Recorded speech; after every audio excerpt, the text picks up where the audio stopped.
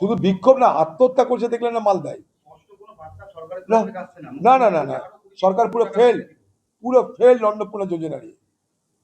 আত্মহত্যা করছে মা বোনেরা, খালি গল্প হচ্ছে আর গল্প হচ্ছে আর আশ্বাসবাণী হচ্ছে, বাকি কিছু হচ্ছে না। বহুজন এনসিপি কাকলি ঘোষ দস্তিদারের ছেলে, তারপরে আবার সেই পোস্ট নিয়ে বিতর্কে পড়ে যায়। এনসিপিআই এর নামে দলিত আদিবাসীদের তাদের দলে যোগদানের জন্য আবেদন করছে। এনসিপিআই তো বিজেপি পার্টির ঘর জামাই, আমি আগেই বলে দিয়েছি। ঘর জামাইরা খাতিরদারি পাচ্ছে। মূল লড়াই বিজেপির সঙ্গে সরাসরি আম জনতা উন্নয়ন পার্টি, সেখানে কংগ্রেস এবং সিপিএম যে প্রার্থী দেবে তাতে বিজেপি সুবিধা হবে পক্ষান্তরে। এবং সব থেকে বড় কথা যে বলছে হুমায়ুন কবির নিজেই বিজেপির দালাল। সে গত বিধানসভা নির্বাচনে বিজেপির দালালি করার জন্য ওই একটা ওই প্রার্থী করে সে একের পর এক সিটে বিজেপিকে জিতিয়েছে। বাবরি মসজিদের নাম করে বিজেপিকে সে জেতানোর ব্যবস্থা করেছে, মুসলমান ভোটকে এক কাট্টা করেছে। বাবরি মসজিদ কি করতে পেরেছে? আমরা তো চাই বাবরি মসজিদ করতে এত দেরি হচ্ছে কেন? বাবরি মসজিদ না হওয়ার পিছনে কারণটা কি? এটা কমসে কম হুমায়ুন কবির সাহেব বলুন। বাবরি মসজিদের কতবার ভোট চাইবেন? আপনি তো বাবরি মসজিদ করতে চাইছেন না, বাবরি মসজিদের নামে মুসলমান ভোট এক করে আপনি বিজেপির সুবিধা করতে চাইছেন। বাবরি মসজিদ হোক, এত দেরি হচ্ছে কেন? এত মাস হয়ে গেল কেন? এত বড় একটা কাজ হতে দেরি হচ্ছে কেন? পয়সার অভাব লাগে, সিমেন্ট বালি লেবার কি লাগছে, কি কমি আছে সেটা বলুক মুর্শিদাবাদের মানুষকে। শয়ে শয়ে কোটি টাকা চাঁদা উঠলো বাবরি মসজিদ নির্মাণের নামে, টাকাই বা কোথায় গেল? বাবরি মসজিদ নির্মাণই বা কোথায় গেল? এখন তো সেখানটা যান রাস্তার ধারে ঘাস জন্মাতে আরম্ভ করে দিচ্ছে, আর বাবরি মসজিদের কোনো কাজ মাজ হচ্ছে না। সেখানে একটা সময় মেলা হতো, ভিড় হতো, নামাজ হতো, কই সব বন্ধ হয়ে যাচ্ছে তো কেন? আর যেদিন থেকে মুখ্যমন্ত্রী বলে দিয়েছে এই বাবরি মসজিদের যিনি প্রতিষ্ঠাতা করতে চাইছেন সেই এজিপি পার্টি, না নাম কি জানি, আজব পার্টি জানি না, তার নেতাকে যখন বলে দিয়েছে আর যেন কথা শুনতে না পাই আমাদের বিরুদ্ধে, আর যেন গালাগালি শুনতে না পাই, সেই থেকে তিনি চুপ হয়ে গেছে। খেয়াল করছে, দেখছেন না আপনারা? মুখ বন্ধ হয়ে গেছে আজব পার্টি, আজব পার্টি।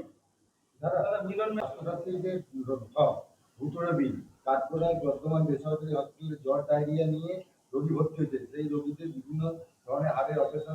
সারা বাংলা জুড়ে আজকে দুরবস্থার শেষ নাই। হাসপাতালে কোনো চিকিৎসা নাই, যা ছিল তাই আছে। স্বাস্থ্যমন্ত্রী কোনো জায়গায় যাচ্ছে, দেখছে রুগী বেডে পড়ে আছে, হাসপাতালে ওষুধ মেঝেতে পড়ে আছে। রুগী বেডে ওষুধ পাচ্ছে না, ওষুধ মেঝেতে পড়ে গড়াগড়ি খাচ্ছে, না ডাক্তার না নার্স না কেউ কিছু নাই। আমি আবার বলছি, এটা পরিবর্তন হয়নি, অন্য রঙের তৃণমূলের প্রত্যাবর্তন হয়েছে। কিচ্ছু পরিবর্তন হচ্ছে না, কোথাও কিচ্ছু হচ্ছে না, যা কাজ ছিল তাই আছে। সময় তো পার হয়ে যাচ্ছে, সময় তো বসে নেই। মানুষ কত মাস অপেক্ষা করবে?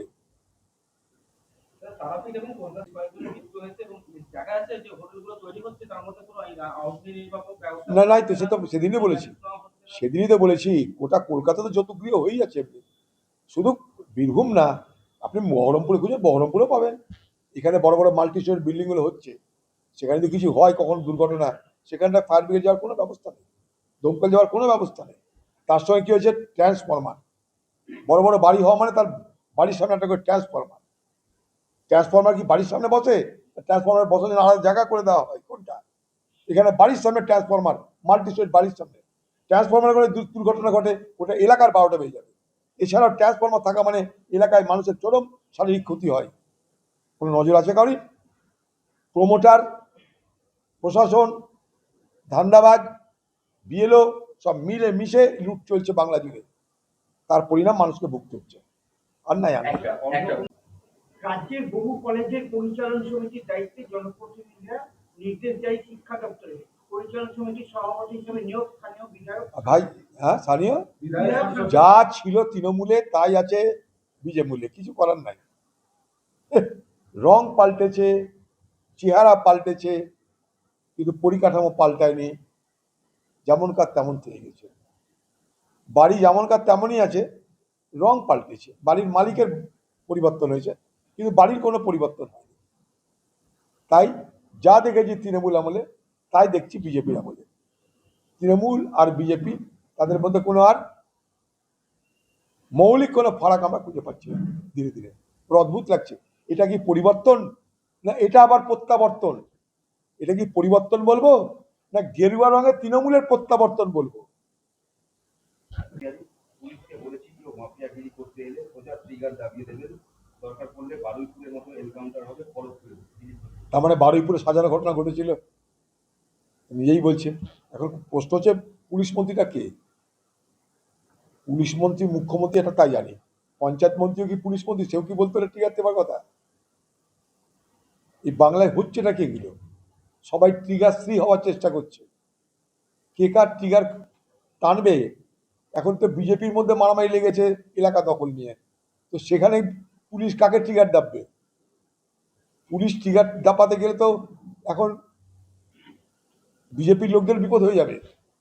আর এই ট্রিগার হ্যাপি প্রশাসন করবার জন্যে ওকালতি করছে যারা, তাদের কাছে বাংলার মানুষ প্রশাসন আশা করতে পারেন না। যারা কথায় কথা বলে ট্রিগার দাবিয়ে দাও, তারা কি সরকার চালাচ্ছেন? আমার প্রশ্ন এইটাই। এ কথা বলার জন্যই এই লোকটার বিরুদ্ধে একটা মামলা করা দরকার।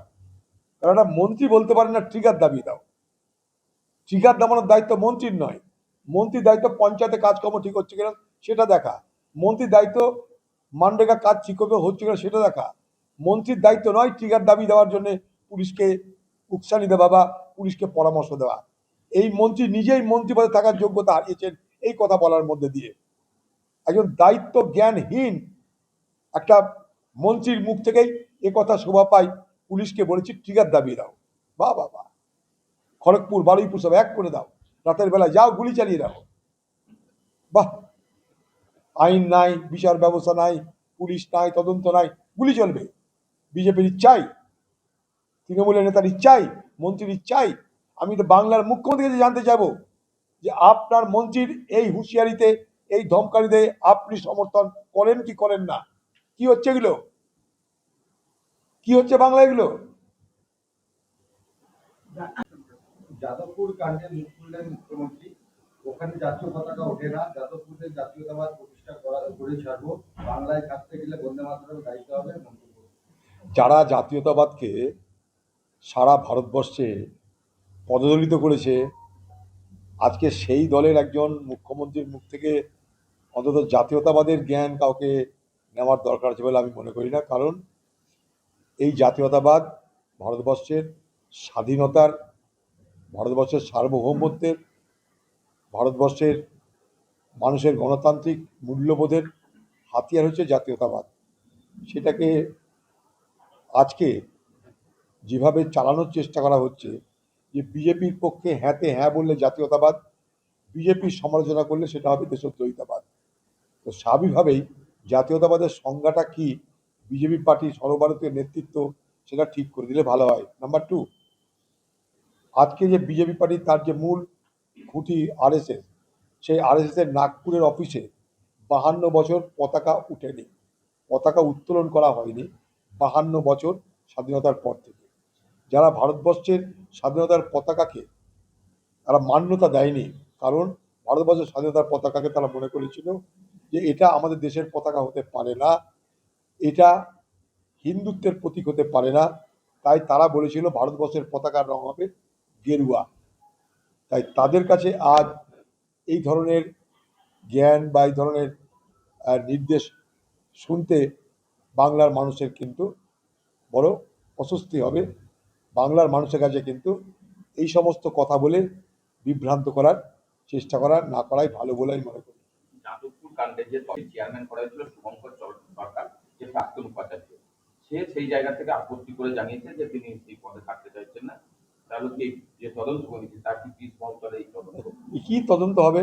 তদন্ত হওয়া মানে এটা, যারা বিদ্যার্থী পরিষদের ছাত্র তারা সব মহান, আর যারা বাকি দলের লোক তারা সব অপরাধী, এটা প্রমাণ করার চেষ্টা হবে। যাদবপুরে এমন একটা বিশ্ববিদ্যালয় এখনো যেখানটায় প্রতিবাদ হয়, যেখানে আজও নাকে না হ্যাঁকে হ্যাঁ বলার মতো ছাত্ররা আন্দোলন করে, সেইটাকে তো দমন করতে হবে। সেটাকে দমন করতে গেলে সেই ছাত্রগুলোকে অপরাধী বানাতে হবে। সে অপরাধী বানানোর জন্য তার একটা ভিত্তিভূমি তৈরি করতে হবে, এগুলো তারই ব্যবস্থা।